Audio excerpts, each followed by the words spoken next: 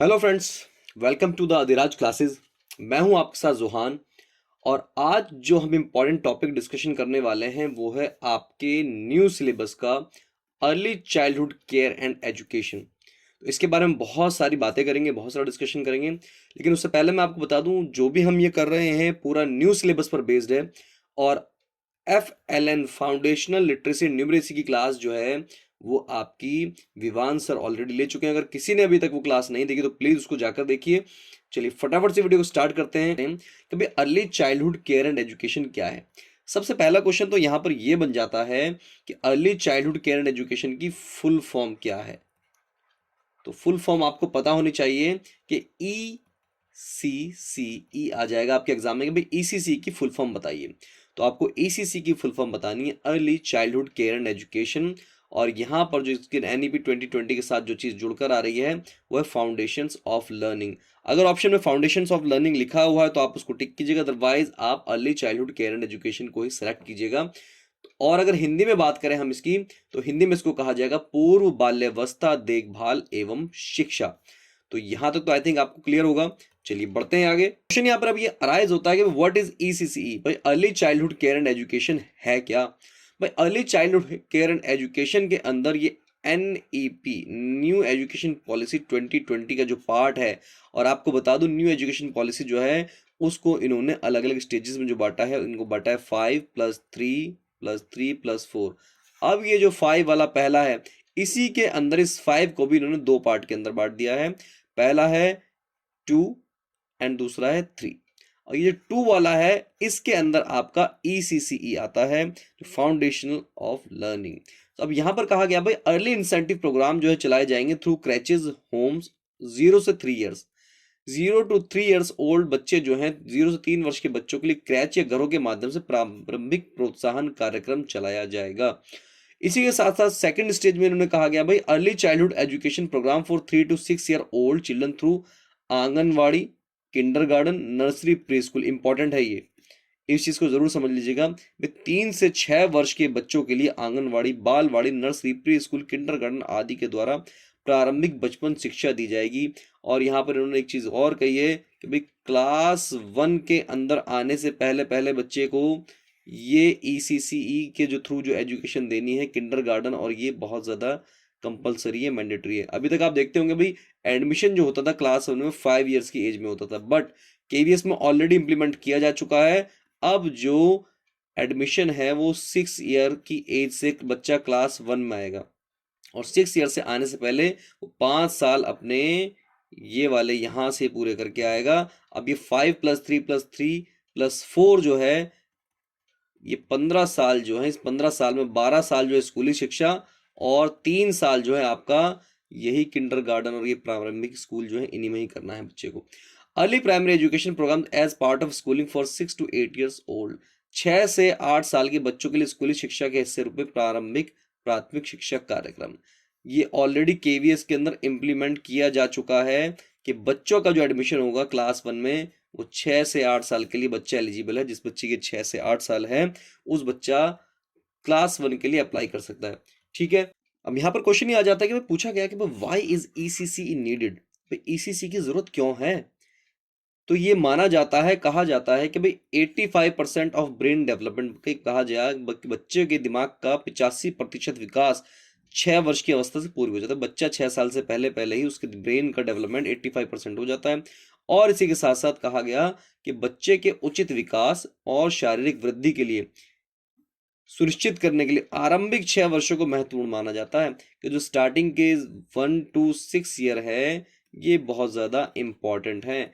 इनको किस तरीके से आप लेकर आएंगे। अब यहां पर क्वेश्चन आ जाता है जो बच्चे के दो डोमेन जो मेनली जो बात की जा रही है, एक तो है आपका कॉग्निटिव और दूसरा है आपका फिजिकल डोमेन।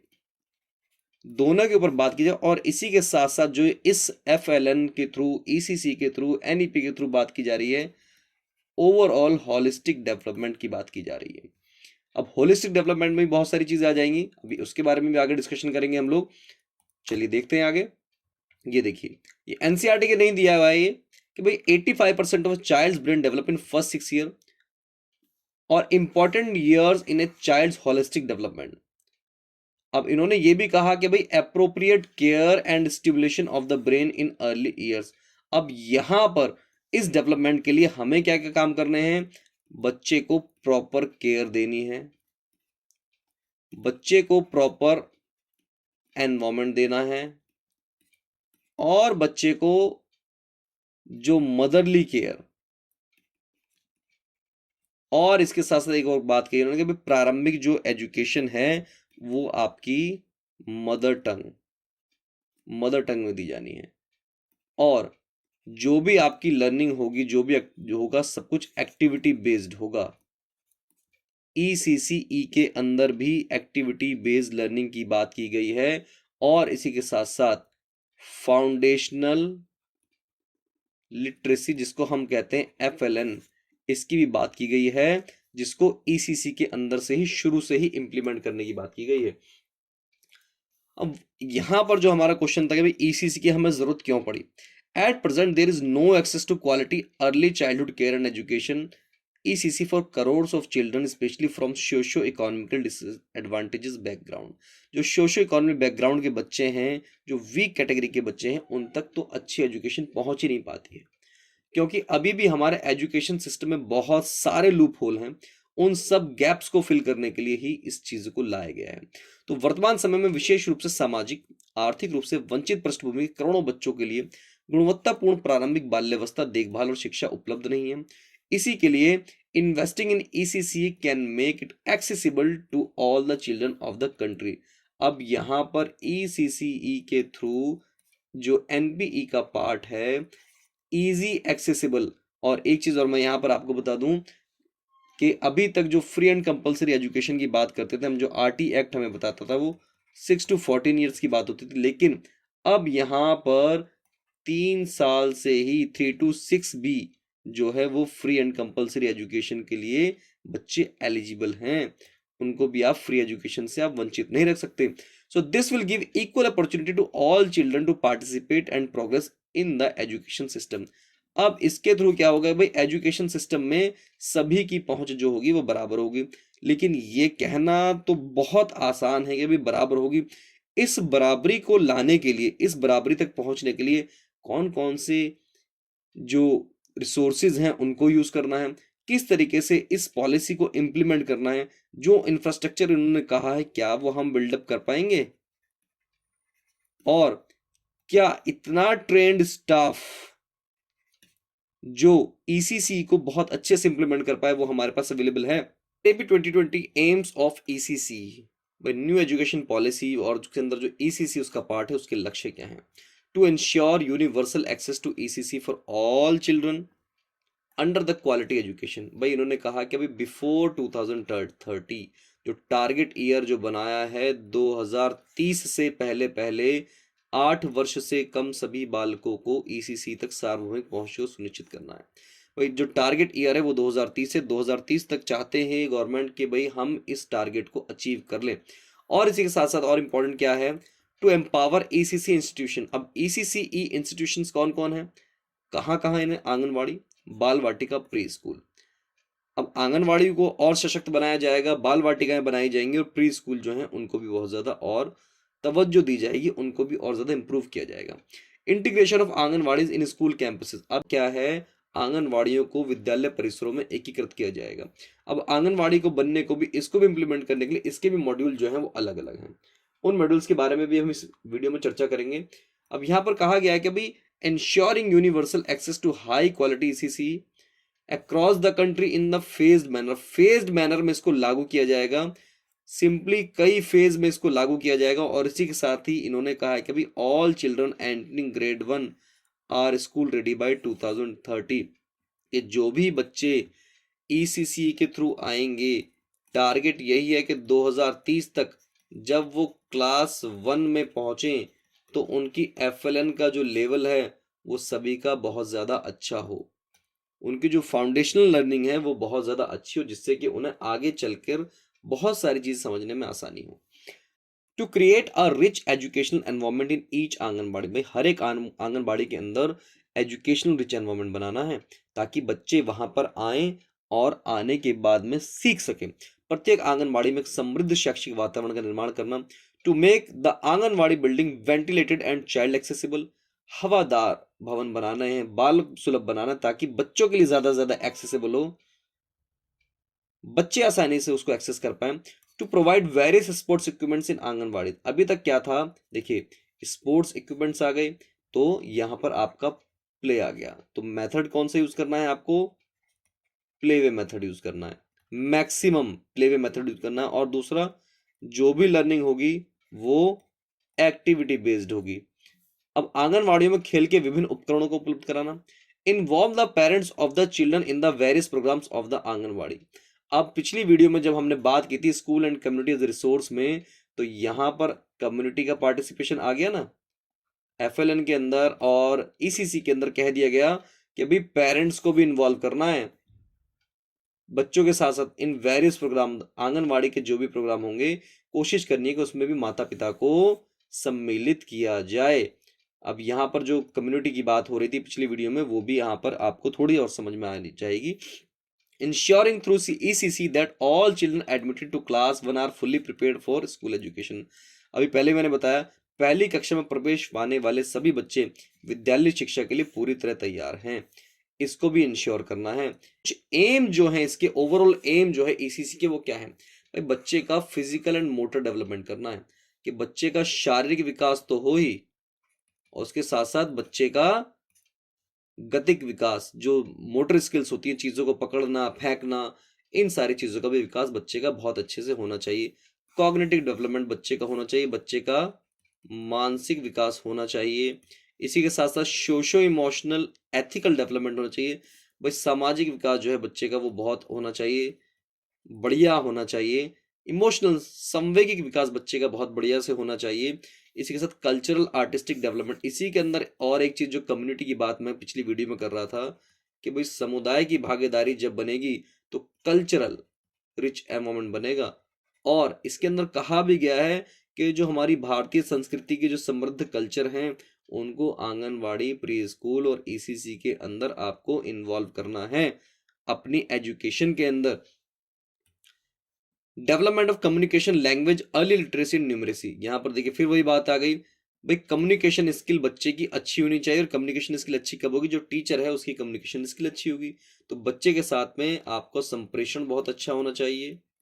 संप्रेषण के साथ साथ early literacy and numeracy, early literacy numeracy के अंदर आपका आ जाएगी फाउंडेशनल लिटरेसी एंड न्यूमरेसी, कि इसके अंदर बच्चे का जो FLN है वो भी बहुत अच्छे से आपको कंप्लीट करना है, कवर करना है।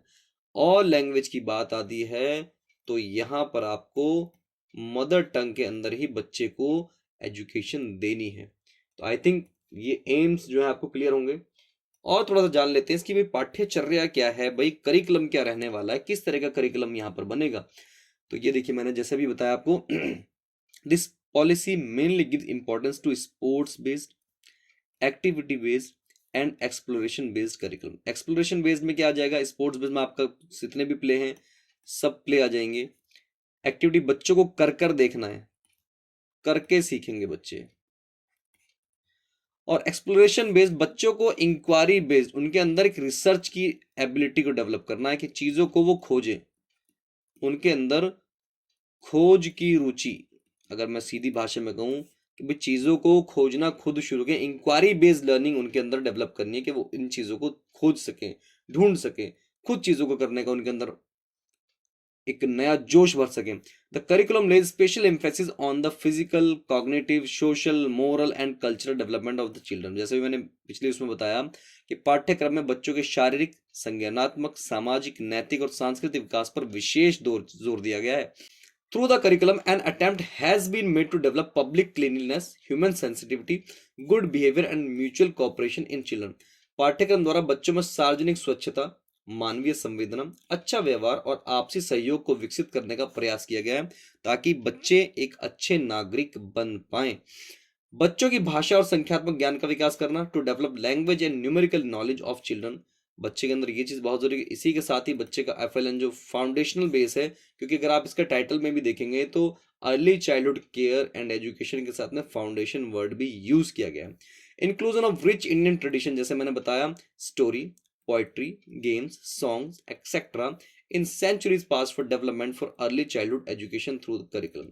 पाठ्यक्रमचर्या द्वारा बाल्यावस्था की शिक्षा के विकास के लिए शताब्दियों से चली आ रही समृद्ध भारतीय परंपराओं, कहानी, कविता, खेल, गीत आदि को भी शामिल करना है। जो इंडिया का कल्चर है उसको भी बच्चों के सामने लेकर आना है। एडेप्टेशन टू देयर सराउंडिंग, अपने परिवेश के लिए अनुकूलन। यहाँ पर जो बच्चों का अनुकूलन करना है, उनका जो समायोजन करना है, भाई जिस बैकग्राउंड से बच्चा आ रहा है, समाज के लिए, सोसाइटी के लिए उसको एक उपयोगी साधन के रूप में आपको लेकर आना, तैयार करना है। और इसीलिए उनका अडेप्टेशन बहुत बढ़िया से अपने समाज के साथ हो सके, अपने सोसाइटी के साथ हो सके, इसके लिए आपको उन्हें तैयार करना है। Developing N enthusiasm for learning, सीखने के लिए उत्साह विकसित करना है। बच्चों के अंदर इतना जोश भर देना है, बच्चों के अंदर इंक्वायरी बेस्ड लर्निंग को आपको डेवलप करना है, बच्चों के अंदर खोज विधि को डेवलप करना है, ताकि बच्चे चीज़ों को एक्सप्लोर करना सीखें, खुद से करना सीखें। साथ फोस्टरिंग सोशल स्किल्स, सामाजिक कौशल को बढ़ावा देना है। बच्चे जब ये सीखेंगे कैसे, जितनी भी एक्टिविटी करेंगे ज़्यादातर सब ग्रुप के साथ करेंगे। वो अपने जब ग्रुप एक्टिविटी करेंगे तो उसके साथ में डिसिप्लिन और सोशलाइजेशन होगा उनका, और वो इन चीज़ों को भी बहुत अच्छे से सीखेंगे। Instilling team sharing attitude, team को स्थापित करना और दृष्टिकोण साझा करना। जितने भी प्ले होंगे, जो गेम आधारित होगा, प्ले वे मेथड के थ्रू आप करेंगे, स्पोर्ट्स की एक्टिविटीज कराएंगे, उन सभी के साथ में अपनी टीम बनाएंगे, टीम के साथ में किस तरीके से खेलना और अपना क्या रणनीति बनानी है, किस तरीके से उनको काम करना है, ये सब बच्चे सीखेंगे, उनको सिखाना है हमें। प्रमोट से होलिस्टिक डेवलपमेंट, समग्र विकास को बढ़ावा देता है। भाई ये जो हमारा ईसीसी है, इसके अंदर बच्चे के होलिस्टिक डेवलपमेंट के बारे में बात की गई। बच्चे के सारे डोमेन जो है, चाहे सोशल हो, चाहे इमोशनल हो, चाहे कॉग्निटिव हो, चाहे फिजिकल हो, सभी के ऊपर बात की। बच्चे के संपूर्ण विकास के लिए बात करना है। तो यहाँ पर ये चीज़ बहुत इंपॉर्टेंट है, प्लीज इसको ध्यान से आप समझिएगा कि भाई फाउंडेशनल लर्निंग में क्या क्या इन्होंने चाहिए। For age group of 3 to 8 divided in 2 parts, भाई 3 से 8 का जो ग्रुप है इसको इन्होंने 2 पार्ट में डिवाइड कर दिया है। इसके अंदर भी 3 से 6 वाले जो बच्चे हैं वो ईसीसी के अंदर आएंगे, और 6 से जो 8 वाले बच्चे हैं वो क्लास 1 के लिए जाएंगे। यहाँ पर इस चीज को क्लियरली आप समझ लीजिएगा। जो फाउंडेशनल लर्निंग है इसको भी इन्होंने कितने पार्ट में रखा है, 2 पार्ट्स में डिवाइड किया है। 3 to 6 वाले ईसीसी में जाएंगे, और 6 to 8 वाले क्लास 1 में उनका एडमिशन होगा। इसके अलावा आगे बढ़ते हैं तो यूनिवर्सल एक्सेस क्या होगा। यूनिवर्सल एक्सेस भाई सभी के लिए समान एक्सेस होगा। For children of 3 to 6 years access to free, यहाँ पर ये देखिए, free safe high quality ECC at anganwadi, pre school और बाल वाटिका।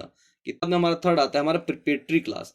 Prior to the age of 5 every child will move to a preparatory class और Bal Vatika, that is before class 1। तो class 1 से पहले पहले प्रिपरेटरी क्लास उसको जाना ही जाना है, ज्वाइन करना ही करना है। इसके बाद में multi faceted play based inquiry based learning with focus on cognitive, affective, psychomotor abilities and early numeracy and literacy। Literacy numeracy की बात की गई है। मैंने वही बताया आपको, होलिस्टिक डेवलपमेंट की बात की गई जिसमें कॉग्निटिव भी आ गया, अफेक्टिव भी आ गया, साइकोमोटर भी है, सारे ही डोमेन्स की यहाँ पर बात की गई है। तो ये चीज़ आप क्लियरली समझ लीजिए, बहुत बहुत बहुत ज़्यादा इंपॉर्टेंट है। अब यहाँ पर ये डिफरेंट मॉडल्स हैं कि भाई ईसीसी को इम्प्लीमेंट्स कैसे किया जाएगा। इनको 4 पार्ट में 4 तरीके से इसको इम्प्लीमेंट किया जाना है। सबसे पहले स्टैंड अलोन आंगनवाड़ी, जो भी अकेली आंगनवाड़ीज थी या जो खत्म हो चुकी थी उनको दोबारा से बनाया जाएगा। आंगनवाड़ी को लोकेटेड विद प्राइमरी स्कूल, कुछ आंगनवाड़ियां ऐसी बनाई जाएंगी जो कि प्राइमरी स्कूल्स के साथ में ही अटैच होंगी, उन्हीं के अंदर चलाई जाएंगी। कुछ प्री स्कूल बनाए जाएंगे जो खुद अकेले प्री स्कूल चलेंगे, और इसके अलावा कुछ प्री प्राइमरी स्कूल्स होंगे, कुछ सेक्शन बना जाएंगे जो covering at least age 5 to 6 years को located with existing primary schools, जो कि 5 से 6 साल की उम्र को कैटर करेंगे। और ये हो भी सकता है कि नए बनाए जाए, नहीं तो जो एग्जिस्टिंग स्कूल्स हैं उन्हीं के अंदर इन सभी का समायोजन किया जाएगा। तो इन 4 फेज में, इन 4 मॉडल्स में ईसीसी को लागू किया जाएगा। भाई 4 तरह के स्कूल्स में चलेंगे। अब यहाँ पर जो बात मैंने कही पहले कि भाई इतना बड़ा जो है फेज है ईसीसी के लिए कि भाई यूनिवर्सल एक्सेस दिया जाएगा, उसके लिए आपको स्टाफ कैसा चाहिए, ट्रेंड स्टाफ चाहिए, ट्रेंड टीचर्स चाहिए। और ट्रेंड टीचर्स के कैसे तैयार होंगे, वो इन तरीकों से तैयार होंगे। तो टीचर्स की ट्रेनिंग एंड क्वालिफिकेशन जो है इस पर भी बहुत जोर दिया जाएगा।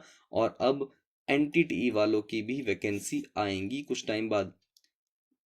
प्रॉपर इम्प्लीमेशन के बाद में। तो training will be mentored by the CRC cluster resource centre बनाए जाएंगे of the schools education department, जो स्कूल एजुकेशन डिपार्टमेंट बनाएगा। At least 1 monthly contact class for continuous assessment, जो भी टीचर्स होंगे उनका मंथ में एक बार क्लस्टर लेवल पर मीटिंग होनी है, ताकि क्या किया जाना है, कैसे किया जाना है, कितनी प्रोग्रेस करनी है, ये सारी बातें वो सीख सकें। Anganwadi workers teachers with 10+2 qualification and above more than 6 month certificate program in ECC. Anganwadi worker और जो भी टीचर 10+2 करके लगे हुए हैं उनको 6 महीने से ज्यादा के सर्टिफिकेट प्रोग्राम जो है ईसीसी का करना पड़ेगा। अब या तो वो इग्नू ऑर्गेनाइज कराएगा या फिर जैसे भी होगा वो डिस्टेंस मोड पर होगा, ऑनलाइन मोड पर होगा, ताकि सभी के लिए वो एक्सेसिबल हो। इस चीज के लिए आप थोड़ा सा ध्यान कर लीजिएगा। Lower educational qualification shall be given a 1 year diploma program covering relevant aspects of ECC. 1 year का भी डिप्लोमा रहेगा, 6 मंथ का सर्टिफिकेट प्रोग्राम भी रहेगा कि जिसके अंदर ईसीसी के सारे एस्पेक्ट्स को कवर किया जाएगा। Programs will run through digital distance mode using DTH channels as well as smartphones. Smartphone तो आपकी क्लासेस जो है ऑनलाइन भी चलेंगी और मोस्ट प्रोबेबली ऑफलाइन भी इसकी क्लासेस चल सकती हैं। In long run, state government shall prepare cadres of qualified educators for ECC through training, mentoring and career mapping. अब जो स्टेट गवर्नमेंट्स हैं वो प्रिपेयर करेंगी क्वालिफाइड एजुकेटर्स को, जो कि ईसीसी के थ्रू जो है जिन्होंने ट्रेनिंग ली है या जिनके पास सर्टिफिकेट प्रोग्राम है यानी कि जिनके पास डिप्लोमा है, जो कि ईसीसी सेंटर जितने भी हमारी आंगनवाड़ीज हैं, बाल वाटिकाज हैं, प्री स्कूल्स हैं, वहां पर बच्चों के साथ में पढ़ा पाए। अब बात ये आती है कि भाई यहाँ पर रिस्पॉन्सिबल मिनिस्ट्रीज कौन कौन सी हैं, किनके ऊपर इस चीज की जिम्मेदारी दी गई है कि भाई आपको ईसीसीई को प्रॉपरली इंप्लीमेंट कराना है। तो सबसे पहले हमारा ह्यूमन रिसोर्स डेवलपमेंट, जिसको अब मिनिस्ट्री ऑफ एजुकेशन कहा जाता है, women and child development, health and family welfare और ट्राइबल अफेयर। तो ये 4 मिनिस्ट्रीज हैं जो कि इसके प्रॉपर इंप्लीमेंटेशन के लिए हैं। तो आज के लिए इतना ही।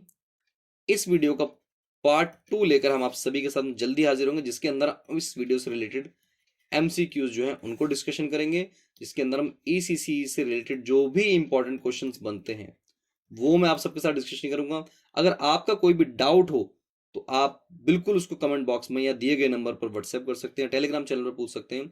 कोशिश करेंगे कि आपको रिप्लाई दिया जाए। So thank you so much guys for watching.